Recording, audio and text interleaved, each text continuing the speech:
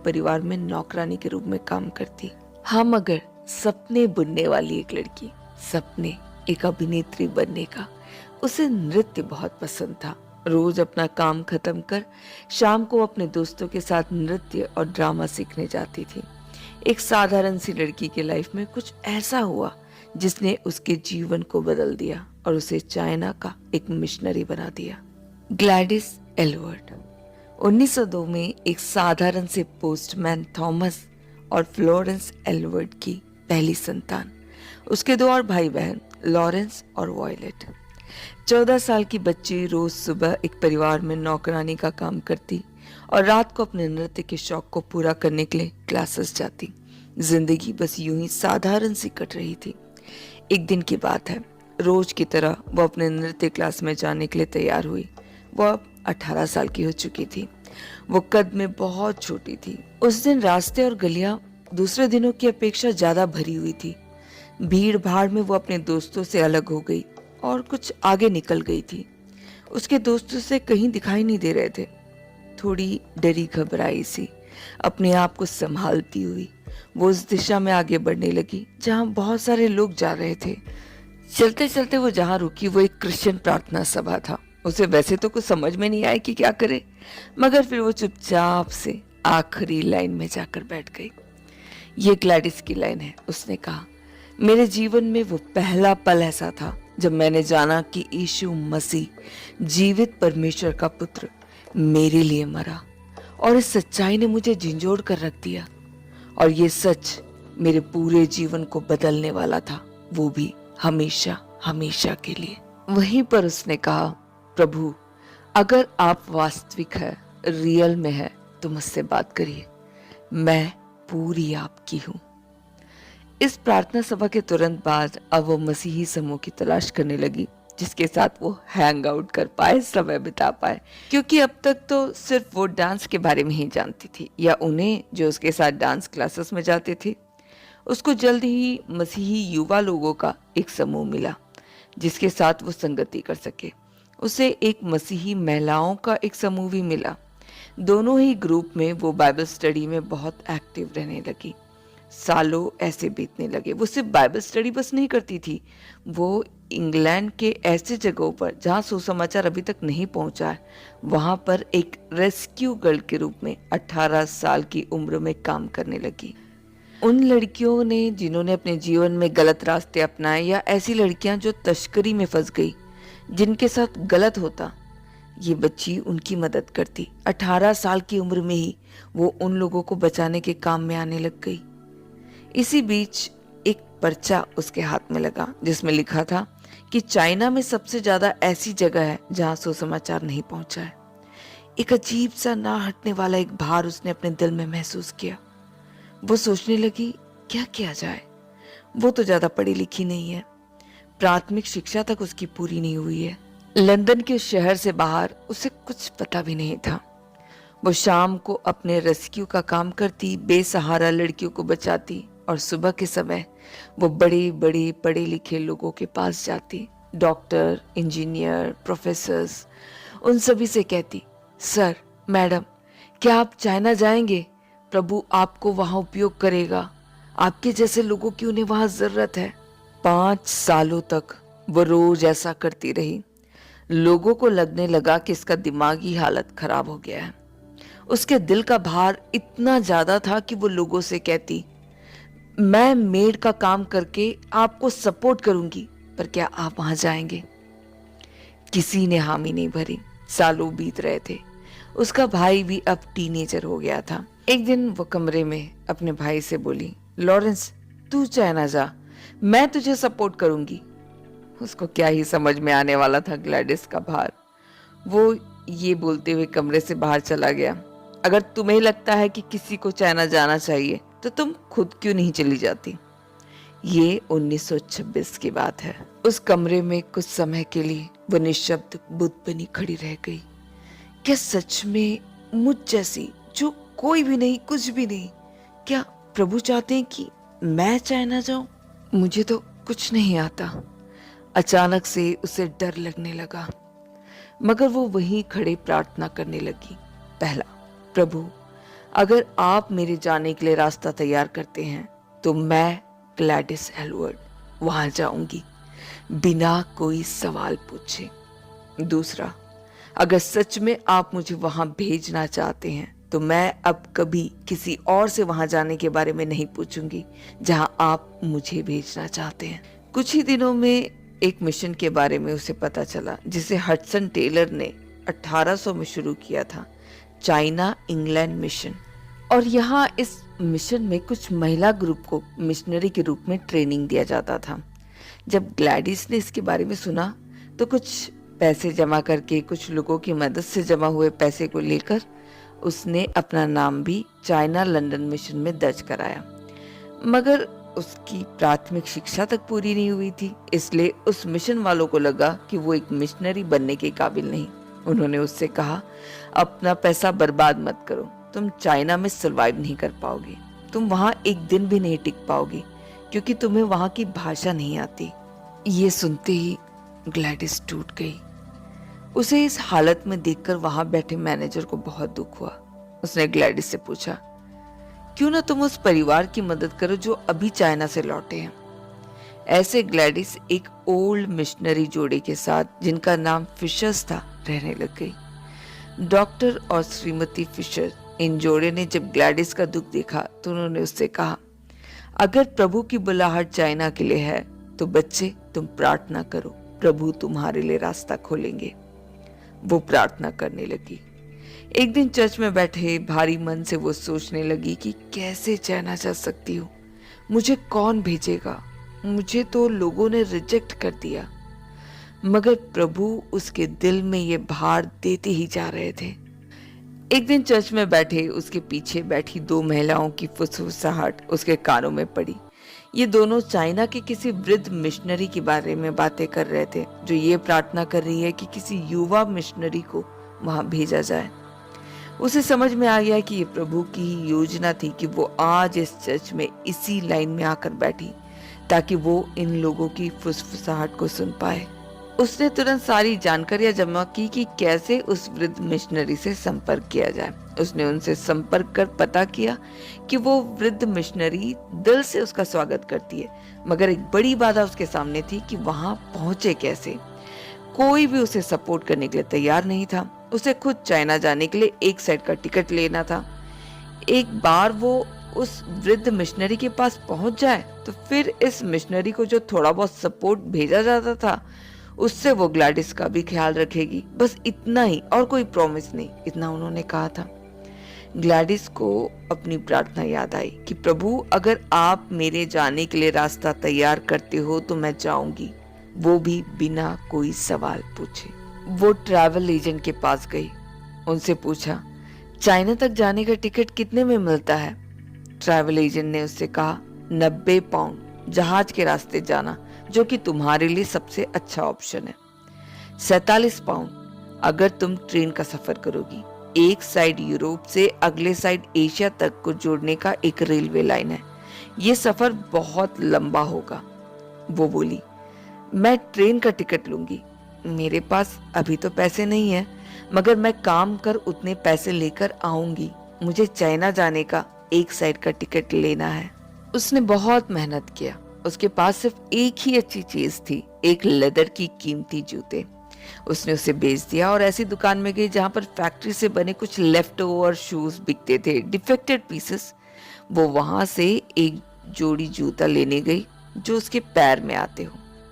वहां बाएं पैर के 2 जूते थे जो उसकी साइज में थे। उसने उसे खरीद लिया। दुकानदार ने कहा, जूते आपको कंफर्टेबल नहीं होंगे। उसने कहा, चाइना के लिए कुछ भी चलेगा। 47 पाउंड उसे जमा करने थे। जूते बेचने से बचे पैसे काफी नहीं थे। वो वापस एक अमीर घर में नौकरानी के रूप में काम करने लगी। वहां उसको मिले कमरे में बैठकर वो प्रार्थना करने लगी, प्रभु, ये रहा मेरा बाइबल, ये रहा वो पैसे जो मेरे पास है, और ये रही मैं। प्रभु मेरा इस्तेमाल करें। उसने बहुत मेहनत की। उसने कैलकुलेट किया, 47 पाउंड जमा करने के लिए 2 साल लग जाएंगे। उसने फिर सोचा, अगर चाइना में जाकर उसे किसी को बाइबल के बारे में बताना पड़े तो क्या बताएगी? उसे खुद बाइबल अच्छे से नहीं आता। उसकी मदद करने के लिए वहां कोई भी नहीं है। उसने प्रार्थना की, प्रभु आप ही मुझे सिखाइए। वो रोज वचन के साथ समय बिताने लगी। उसे एक और ख्याल आया कि मैं जो मिशनरी बन कहीं दूर चाइना जाना चाहती हूँ। अगर मैं अपनी ही जगह पर एक मिशनरी नहीं बन पाई तो अपने आप को एक मिशनरी बोलने का मुझे कोई हक नहीं। वो अपने खाली दिनों में लंदन के प्रीचर कॉर्नर में जाती। उसकी हाइट कम होने की वजह से वो एक बॉक्स लेती, उसके ऊपर खड़ी होती और प्रीच करती। कई दिन ऐसे भी रहे जहां लोगों ने उसका मजाक उड़ाया, रुकावटें डालने की कोशिश की, मगर उसे तो इस सब से यूज्ड टू होना था, अभ्यस्त होना था, क्योंकि वो तो मिशनरी बन चाइना जा रही थी। उसकी निरंतर यही प्रार्थना रही, प्रभु मैं यहाँ, मेरा इस्तेमाल कर। आखिरकार वो दिन आ गया जब उसने 47 पाउंड जमा कर लिए। वो ट्रेन में चढ़ गई, अपने परिवारजनों की ओर अपने हाथों को हिलाती हुई। उसे पता नहीं कि क्या वो वापस अपने जीवन में फिर से इन लोगों से मिल भी पाएगी कि नहीं। सफर बहुत लंबा था। ट्रेन जब तक यूरोप से गुजर रहा था सब ठीक ठाक था, मगर रूस में आते ही हालात अलग थे। रूस और चाइना के बीच उस समय युद्ध चल रहा था। 1930 की बात है ये। जब वो रूस पहुंची तो उसने देखा कि पूरे ट्रेन में सिर्फ वो ही एक साधारण यात्री थी, बाकी पूरा ट्रेन सैनिकों से भरा था, क्योंकि वो लोग युद्ध के लिए जा रहे थे। सैनिकों ने ग्लैडिस को बहुत समझाया कि वो यहाँ उतर जाए, मगर वो नहीं मानी। उसका कहना था, हर एक दिन जो मैं इस ट्रेन में बिताऊंगी, मैं चाइना के एक दिन और करीब चली आऊंगी। जब ट्रेन साइबेरिया में पहुंचा तो सैनिक लोगों ने उससे कहा, तुम्हें अब यहाँ उतरना ही होगा, यहाँ से ट्रेन सीधे युद्ध भूमि जा रही है। मगर मैं कहाँ जाऊं, कैसे जाऊं? उन्होंने कहा, तुम्हें इस रेल की पटरी से चलते चलते 1.5 दिन वापस चलना पड़ेगा। अक्टूबर महीने के उस भारी सर्द रात को अपने सामान को उठाकर वो अकेली लड़की वापस चलने लगी। साइबेरिया दुनिया का सबसे ठंडा जगह है। उसके पास तो अच्छे गर्म कपड़े भी नहीं थे। बहुत मुश्किल से वो चलते चलते वहां तक पहुंची जहां पिछले दिनों उसकी ट्रेन रुकी थी। थकावट के कारण वो बेहोश हो गई। कुछ समय बाद जब उसे होश आया और उसने आंखें खोली तो उसे पता चला कि उसे तो गिरफ्तार कर लिया गया है। रूस के लोगों ने इसका पासपोर्ट देखा, उसमें लिखा था मिशनरी। उन लोगों को कोई आइडिया नहीं था कि ये क्या है। उनको लगा कि ये शायद मशीनरी लिखा होगा, शायद ये कोई फैक्ट्री में काम करने वाली लड़की होगी, इससे मशीन को साफ कराया जा सकता है। उन्होंने उसे गिरफ्तार कर लिया और कहा कि तुम हमारे साथ रूस आ रही हो। अकेली सी लड़की भारी ठंड में, जिसे ना तो वहां की कोई भाषा आती थी और ना कोई ऐसा था जिसे वो मदद मांग सकती थी। उसे एक कमरे में बंदी बना दिया गया। उसने वहां वही एक काम किया जिसे सिर्फ वो करना जानती थी, प्रार्थना। तभी दरवाजे में एक आवाज आई। एक छोटी सी लड़की उसके पास आई और बोली, यहाँ से भाग निकलो, यहाँ कई लोग आए मगर कोई नहीं बचा। उसने प्रभु से कहा, प्रभु सिर्फ कॉन्टैक्ट से बिजनेस नहीं चलता, बिजनेस का योग भी होना चाहिए। एस्ट्रोसेज एआई। प्रभु आपने मुझे चाइना के लिए बुलाया है, रूस में मरने के लिए नहीं। मुझे यहाँ से निकलना ही होगा। कैसा चमत्कार हुआ कि एक रात इस छोटी सी बच्ची ने उसे वहां से निकलने में मदद की, ना जाने कैसे। मगर उसने एक जहाज देखा जो जापान जा रहा था। जैसे ही उस जहाज के पास पहुंची, सैनिकों को उसकी गुमशुदगी का एहसास हो गया और उन्होंने उसे पकड़ लिया। मगर ना जाने कैसे उस समय उसको याद आया कि उसकी जेब में 1 पाउंड का एक नोट है। उसने प्रभु से प्रार्थना किया और उस नोट को हवा में फेंक दिया। ना जाने कैसे, मगर उस पैसे को लेने के लिए सैनिकों ने इसे छोड़ दिया और वैसे वो वहां से बच निकली। एक लंबे सफर के बाद ये युवा लड़की जापान पहुंची। जापान से चाइना का परमिट मिलने तक का इंतजार किया। फिर वहां से वो चाइना जाने वाले नाव में सवार हो गई और चाइना के एक छोटे से गांव टिएनजिन में पहुंची। वहां जाकर कुछ समय बाद उसे पता चला कि वो वृद्ध मिशनरी जिनको मिलने वो चाइना आई थी वो वहां से कहीं और चली गई है। उसे अब कोई अंदाजा ही नहीं कि अब कहाँ जाए। तभी एक वृद्ध से उसकी मुलाकात हुई जिसने उसे बताया कि वो वृद्ध मिशनरी अभी कहाँ रहती है। वहां तक जाने के लिए भी 1 हफ्ते का सफर उसे करना था। वहां से ट्रेन से आधा रास्ता तय किया, फिर बस से कुछ और रास्ता कवर किया और आगे का सफर उसे खच्चर पर चढ़कर करना था। ऐसे इतना अनकंफर्टेबल सफर गधे के ऊपर बैठकर शोंगसी से योंगचेन में पहुंची। ये खच्चर बहुत अंदर की बस्तियों में भोजन और रोजमर्रा की सामग्री को पहुंचाने के लिए इस्तेमाल किया जाता था और सिर्फ यही एकमात्र यातायात का साधन उसके पास था जिससे वो उस वृद्ध मिशनरी तक पहुंच सकती थी। ऐसे आखिरकार वह जीनी लॉसन से मिली, एक वृद्ध मिशनरी जो उसके लिए प्रार्थना कर रही थी। उस समय जीनी लॉसन 78 साल की थी और ग्लैडिस 30 साल की। अगर ये दोनों इंग्लैंड में कहीं मिले होते तो वो 2 मिनट भी एक दूसरे के साथ नहीं बिता सकते, इतने अलग थे दोनों। मगर एक ऐसी जगह जहां उसका और कोई नहीं, ग्लैडिस ने सबमिशन सीखा, जिनी लॉसन की अधीनता में रहना सीखा। और ये वो समय था जब चाइना में बॉक्सर रेवोल्यूशन चल रहा था, जब चाइना ने उनके देश में जो गोरे लोग थे उनके विरुद्ध लड़ाइयां शुरू की और बहुत सारे गोरों को अपने जान से हाथ धोना पड़ा। इसी बॉक्सर रेवोल्यूशन के बाद ये 2 वाइट मिशनरी वहां जाते हैं। यंगचेन एक ऐसा जगह था जहां किसी ने अभी तक किसी गोरों को नहीं देखा था। उन्होंने पहली बार उनको देखा तो उनको लगा कि ये कोई शैतान है। उन्होंने उनके ऊपर पत्थर फेंका, कोई उनकी बातें सुनने को तैयार तक नहीं थे। ये दोनों महिलाएं प्रार्थना करने लगी कि प्रभु हम कैसे इन लोगों को सुसमाचार सुनाएंगे। और प्रभु ने जीनी लॉसन को एक ग्रैंड आइडिया दिया। उन्होंने खच्चरों के लिए एक सराय, एक इन, धर्मशाला खोलने का प्लान किया। खच्चरों को लेकर चलने वाले लंबी यात्रा करने वाले होते हैं, उनको विश्राम करने की जरूरत होती है। उसने ग्लैडिस से कहा हम इनकी देखभाल करेंगे। ग्लैडिस ने कहा मैं इतनी दूर अपनी जान की बाजी लगाकर यात्रा करके क्या खच्चरों की शाला चलाने आई हूं? मगर फिर उसने प्रार्थना किया प्रभु अगर आप मुझसे ये चाहते हैं तो मैं ये करूंगी। ऐसे उन्होंने इन ऑफ 8th हैप्पीनेस नाम का वो धर्मशाला खोला। कुछ लोग 2017 में इस जगह की खोज में गए। वहां अभी तो कोई नहीं रहता मगर वो जगह अब भी वहां है। इसे आज चाइनीज में जीसस कोर्टयार्ड, यीशु मसीह का आंगन कहते हैं। ऐसे इन 2 महिलाओं ने अपना काम इतने हम्बलनेस से शुरू किया।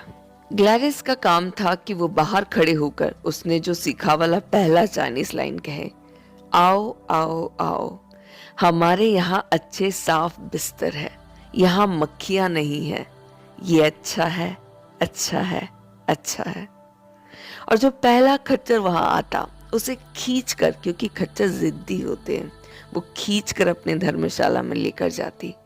पहला खच्चर जहां जाता वहीं बाकी खच्चर अपने आप चले जाते और उनके रखवालों को उनके ऊपर कंट्रोल नहीं होता। ऐसे एक छोटी सी महिला भरी दोपहर में खड़ी, जो भी पहला खच्चर उसे मिले उसे खींचकर अपने आंगन में लेकर आती। इन आदमियों को वो पसंद नहीं आता क्योंकि वो तो गोरे शैतान थे, मगर इन महिलाओं के बड़े सस्ते दाम में अच्छा भोजन और रखवाली देने की वजह से कुछ समय के बाद लोग वहां आने लगे। चाइनीज लोगों को कहानियां सुनना बहुत पसंद है और जिनी लॉसन उन्हें बाइबल से कहानियां बताती, उन्हें उस प्रभु मसीह के बारे में बताती जो उनसे प्रेम करते हैं, ऐसे प्रभु के बारे में बताती जो उनकी जरूरतों को जानते हैं। 1 साल में ही वो ग्लैडिस, जिसे चाइना इंग्लैंड मिशन ने रिजेक्ट कर दिया था क्योंकि उनको लगता था कि वो वहां की भाषा नहीं सीख पाएगी, वो वहां की लोकल भाषा को अच्छे से बोलने वाली बन गई। जिनी लॉसन ने दूसरी बस्तियों में जाने का फैसला लिया जो अब 79 की हो चुकी थी और ग्लैडिस 31 की। मगर ये सफर उनका अंतिम सफर रहा। दूसरे मंजिल से वो नीचे गिर गई और बच नहीं पाई। ग्लैडिस को चाइना आए 1 ही साल हुआ था और वो अब ऐसे इंसान को दफन कर रही थी जो उसका एकमात्र परिवार था, जिसे वो अपना कह सकती थी। जिनी लॉसन को अंतिम विदाई देने के लिए कई खच्चरों के रखवाले भी थे जो उनके इन में आते थे, और साथ ही कुछ ऐसे लोग जिसे जिनी लॉसन ने मसीह के लिए जीता था। आप स्क्रीन में ये तस्वीर देख सकते हैं। अब फिर से ग्लैडिस एक ऐसे समय में आकर खड़ी हो गई जहां उसे समझ में नहीं आ रहा था कि अब आगे क्या करे। अब कोई भी नहीं जो उसे सपोर्ट करे। उसने फिर से प्रभु से पूछा, प्रभु मुझसे बातें कर, मुझे नहीं पता कि मुझे क्या करना है। ये वो समय है जब यंगचन के सरकारी दफ्तर से ग्लैडिस को एक अधिकारी का संदेश आया कि मुझसे आकर मिलो। उसने कहा, मुझे सरकार से कुछ लेना देना नहीं है, मैं कहीं नहीं जाऊंगी। जब उसने अधिकारी से मिलने से इनकार कर दिया तो अधिकारी अपनी सारी महिमा के साथ उसके घर आ गया। उसने कहा, क्या तुम्हें पता है कि चाइना में पैर के बांधने की परंपरा को बंद कर दिया गया है? उसने कहा, ओके, अच्छा। मैं चाहता हूं कि तुम जाओ और बच्चों के पैरों का निरीक्षण करो और उनके पैरों को आजाद करो। उसने बोला, मैं यहां आत्माओं को बचाने के लिए आई हूं, आपके लिए काम करने नहीं। तभी उसने अपने दिल में प्रार्थना किया, प्रभु अगर आप मुझसे कुछ करवाना चाहते हैं तो मेरी मदद कीजिए। और उसे समझ में आया कि ये उसके सामने खुला वाला एक दरवाजा था, लोगों के पास पूरे एक्सेप्टेंस से जाना, अंगीकार पाकर जाना। और उसने अपने सर को झुकाकर कहा, मैं ये काम करूंगी मगर एक शर्त पर, अगर आप मेरे प्रभु मसीह के बारे में लोगों को बताने दोगे तो जो काम आपने दिया है वो मैं करूंगी। क्या था ये छोटे पैरों का कंसेप्ट जिसे चाइना ने बैन कर दिया था? जब बच्चियां 2 साल की होती है, जब वो चलना सीखती है, तब वहां एक बहुत बड़ा इविल प्रैक्टिस था। वो बच्चों के पैरों को बहुत ही टाइट कपड़ों से बांध देते थे। वे लोग जीवन भर यूं बंधे पैरों में जीते थे, क्योंकि चाइनीज आदमियों को छोटे पैरों वाली लड़कियां पसंद है और वो अपनी लड़कियों को मजबूर करते हैं कि वो छोटे पैर रखें। यूं बंधे रहने की वजह से बहुत सारी लड़कियों और औरतें लंगड़ी हो जाती है या बहुत ज्यादा शारीरिक चैलेंजेस फेस करती है। ग्लैडिस को एक बात समझ में आ गया, प्रभु ने मुझे चाइना इसलिए नहीं बुलाया क्योंकि मैं बहुत पढ़ी लिखी हूँ, न ही इसलिए कि मुझ में कोई काबिलियत है, न ही मेरे हाथ किसी को चंगाई दे सकते हैं, मगर उन्होंने मुझे इसलिए चुना क्योंकि मेरे पास 2 आजाद पैर हैं और मैं चल सकती हूँ।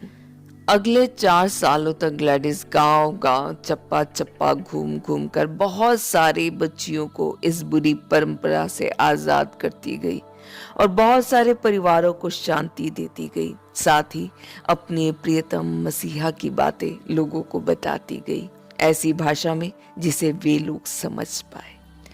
जीनी की कहानियों से वो चाइनीज में कहानियां बोलना सीख चुकी थी। उसने उन लोगों को बताया कि कैसे प्रभु ने छोटे बच्चे बच्चियों को चलने, दौड़ने और आजाद होने के लिए बनाया है, उनके हाथों और पैरों को आजाद होने के लिए बनाया है। कुछ ही समय में वो उन बच्चियों के माता पिता से बात करने लगी और जल्द ही एक के बाद एक गांव ने अपनी पुरानी परंपरा को त्याग करना शुरू कर दिया और बहुत सारे लोग प्रभु यीशु मसीह में आ गए। ये 1933 की बात है। 1934 जेल में एक बहुत बड़ी लड़ाई होने लगी। जो सरकारी अधिकारी जिसने इसे बंधे पैरों के निरीक्षक का काम सौंपा था, उसने उसे बुलाकर कहा, जेल में एक बड़ी लड़ाई चल रही है और तुम्हें वहां जाना है। वो बोली, मैं वहां क्यों जाऊं? मैं वहां क्या करूंगी? उसने कहा, पता नहीं, मगर मैंने तुम्हें प्रीच करने का परमिशन दिया था और तुमने कहा था कि तुम्हारा परमेश्वर सब कुछ कर सकता है, तो जाओ और जेल में वो करो। उसे जेल के अंदर धक्का लगा दिया गया जहां बड़े ही क्रूर लोग थे। उसने जो देखा वो बड़ा भयानक था। एक कैदी के हाथ में एक कुल्हाड़ी था और वो खूनी चाल चलते हुए सबको घायल करता जा रहा था। हर जगह खून ही खून। जब ये छोटी सी गोरी युवती इस जेल में धकेली गई और दरवाजे बंद कर दिए गए, सारी आंखें इस महिला पर टिक गई। उसने फिर वही एक चीज किया जिसे वो करना जानती थी, प्रार्थना। उसने कहा, प्रभु आप ही कीजिए, और ऐसा कहने के बाद उसने उस कैदी की आंखों में देखा जो कुल्हाड़ी लिए उसकी ओर बढ़ रहा था, और बुलंद आवाज में बोली, कुल्हाड़ी मेरे हाथ में दे दो। पता नहीं उस कैदी को क्या हुआ, उसने चुपचाप से कुल्हाड़ी उसके हाथों में रख दिया और वहां शुरू हुई जेल की क्रांति। जेल के अंदर सुधार आने लगा, वो लोगों को आशा देने लगी, उनको नए स्किल सिखाने लगी, लोगों को मसीह के बारे में बताने लगी। अब तक इस छोटी सी युवती को चाइनीज में एक नाम मिल चुका था, आयुर्वेदा, द वर्चुअस वन, पुण्यवान सदाचारी। लोग उसे आदर और प्यार देते, मगर वो अब भी अकेली थी। वो प्रभु से प्रार्थना करती कि प्रभु उसके जीवन में किसी को भेजे जिसके साथ वो अपना जीवन जी पाए। वो ऐसे इंसान से शादी करना चाहती थी जो मसीह से प्यार करता है। एक्चुअल में वो शादी करना चाहती थी, मगर कोई कभी आया ही नहीं। सालों बाद एक बार उसने एलिजाबेथ एलियट को, जो जिम एलियट की पत्नी है, जो मिशनरी थे, उससे कहा, एलिजाबेथ, मैं प्रभु से एक जीवन साथी के लिए प्रार्थना करती रही और मुझे पता है कि प्रभु ने मेरे लिए एक को रखा है, मगर मुझे ये नहीं पता कि क्या हुआ। वो कभी आया ही नहीं, वो कभी आया ही नहीं। एक दिन वो बाजार में खड़ी थी, किसी ने उसे बुलाया। उसने नीचे की ओर देखा, एक बच्ची जिसके शरीर में पूरे छाले पड़े थे वहां खड़ी थी। पीछे से एक महिला की आवाज आई, अगर तुम चाहो तो इस बच्चे को खरीद सकती हो। ग्लैडिस ने कहा, मगर मेरे पास तो पैसे नहीं है। तुम्हारे पास जो भी हो चलेगा, वो दे दो। वो बच्चे बेचने वाली महिला थी। चाइना का ये एक दूसरा इविल प्रैक्टिस था, बच्चों को पब्लिकली बाजार में बेचा जाता था। उसने अपने पॉकेट में हाथ डाला, 9 पेन थे। उसने उसे उस महिला की ओर फेंका और पहली बच्ची को बचाया। वो बच्ची उस समय 5 साल की थी। उसका नाम उसने नैन पेन्स रखा, 9 पेन, क्योंकि उसने 9 पेन देकर उसे खरीदा था। आमच्या लाईफमध्ये सुद्धा अशी एक फेज होती ज्यावेळी खूपच असं चुकचुकल्यासारखं वाटायचं आणि त्यावेळेला उसे खरीदा था। कुछ महीने बाद नैन पेन्स एक और बच्चे को लेकर आई। उसका नाम लेस मतलब कम रखा, क्योंकि बच्ची ने कहा, आयुर्वेदा, अगर आप थोड़ा कम खाएंगी और मैं थोड़ा कम खाऊंगी तो हम इस बच्चे को खिला सकते हैं।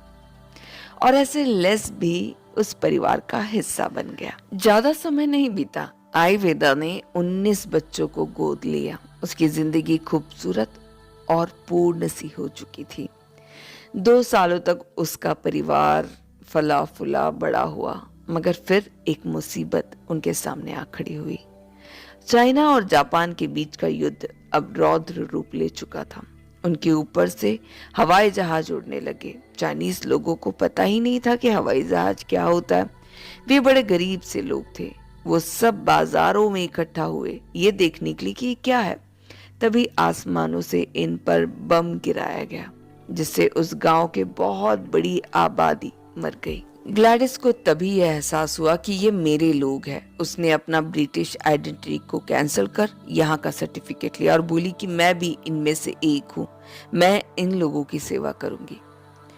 रातों रात 19 बच्चों से संख्या बढ़कर 200 हो गया। अब 200 अनाथ बच्चे उस घर में आ चुके थे। उसने बहुत मेहनत की, मगर जापानीज लोग चाइना में घुसना शुरू कर चुके थे। जिंदगी अब पहले जैसी नहीं रही। ये वही समय था जब वही पुराना सरकारी अधिकारी ने इसे फिर से बुलवा भेजा। चीन के इतिहास में आज तक किसी बाहरी व्यक्ति को कभी उनके मीटिंग में नहीं बुलाया गया, वो भी एक अंग्रेजी महिला। जब वो वहां पहुंची तो सरकारी अधिकारी ने आयुर्वेदा को उसके निस्वार्थ बलिदान के लिए धन्यवाद करते हुए कहा, अब तुम्हें यहाँ से जाना होगा, तुम यहाँ अब सुरक्षित नहीं हो, जापानीज लोग तुम्हारी तलाश में हैं। उसके बाद उस अधिकारी ने कुछ ऐसे शब्द कहे जिसने ग्लैडिस के दिल को भर दिया। उसने कहा, आयुर्वेदा, मैं तुम्हें 6 सालों से देख रहा हूँ। मैं इस विश्वास में आ चुका हूँ कि जिस परमेश्वर की तुम सेवा करती हो उस परमेश्वर पर मैं विश्वास करता हूँ, वो वास्तविक है। आयुर्वेदा ने 200 बच्चों के साथ जाने का फैसला लिया, मगर सबका साथ जाना मुश्किल था। एक वृद्ध बावर्ची यान जो उनके साथ ही था, उन्होंने फैसला लिया साथ में कि पहले 100 बच्चों को लेकर यान जाएगा। जब वो वापस उनको सेफली पहुंचा कर आएगा तो फिर अगले 100 बच्चों को लेकर ये लोग जाएंगे। इन 200 बच्चों में अधिकतर बच्चों की उम्र 4 से 8 साल के अंदर थी और इस ग्रुप में बहुत ही कम टीनेजर बच्चे थे। वृद्धयान बच्चों को लेकर गया मगर वापस नहीं आया। उसे पता ही नहीं कि 100 बच्चों का क्या हुआ जिसे उसने पाला था। उसके पास अब और इंतजार करने का समय नहीं था। जापानी लोगों ने रेलवे को अपने अधिकार में ले लिया। इन बच्चों को अब आगे लेकर जाने का कोई यातायात का संसाधन नहीं था, उन्हें पैदल ही जाना होगा। उसने यात्रा की शुरुआत की। इसके बीच में उसे जापानियों के द्वारा अरेस्ट किया गया, बहुत मारा भी गया। उसके शरीर में कई चोट और सिर पर भी चोट आए थे। साथ ही साथ विस्फोटकों की वजह से भी शरीर में घाव थे। उसका इलाज करने के लिए वहां कोई नहीं था। वो अपने घावों और बच्चों को ले यात्रा में निकल पड़ी। इन छोटे बच्चों के साथ ऐसा सफर जिसमें जरूरत की और भोजन की चीजें भी कम थी। जो यात्रा 12 दिन में खत्म होना था उसे पूरा करने में 3 हफ्ते लगे। उनको येलो नाम की नदी को क्रॉस करना था।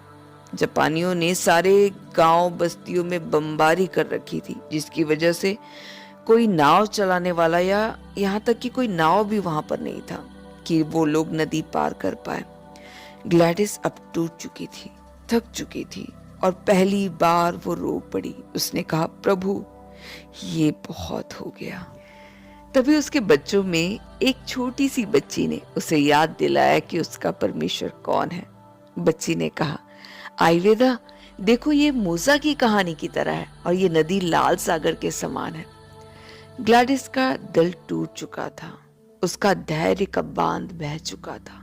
वो अपनी थकावट और अविश्वास में बोल पड़ी, मैं ना तो मूसा हूं और ना ये लाल सागर। मगर उस बच्ची ने कहा, मगर परमेश्वर तो वही है ना, परमेश्वर तो वही है। इस बच्ची के शब्द ने उसकी आत्मा को बल दिया। वो उठी और प्रार्थना करने लगी। 4 दिन भूखे इन बच्चों के साथ प्रार्थना करने लगी कि यहाँ पर कोई जापानी सेना यहाँ से ना गुजरे, नहीं तो वे इन बच्चों को मार डालेंगे। प्रभु ने 4 दिन तक उनकी सुरक्षा की। उन्होंने इंतजार किया और प्रभु ने कुछ अच्छे सिपाहियों को वहां भेजा जिन्होंने उन्हें नदी को पार करने में मदद की। मगर सफर अभी यहाँ खत्म नहीं हुआ था। जैसे तैसे वहां से कोयले की एक रेलगाड़ी में चढ़ने का मौका मिला। एक दिन उसे उस गाड़ी में विश्राम करने का मौका मिला। अब तक उसकी हालत खराब हो चुकी थी। कभी वो बेहोश होती तो कभी बीच बीच में होश आता। 100 बच्चों की जिम्मेदारी उसके इस नाजुक घायल कंधों पर थी। अचानक रेलगाड़ी रुक गई। जापानी लोगों ने उसे भी पकड़ लिया। अब 12 दिन तक इन्हें पहाड़ी पर चढ़ना था। याद रखिए, बच्चों की उम्र मात्र 4 से 8।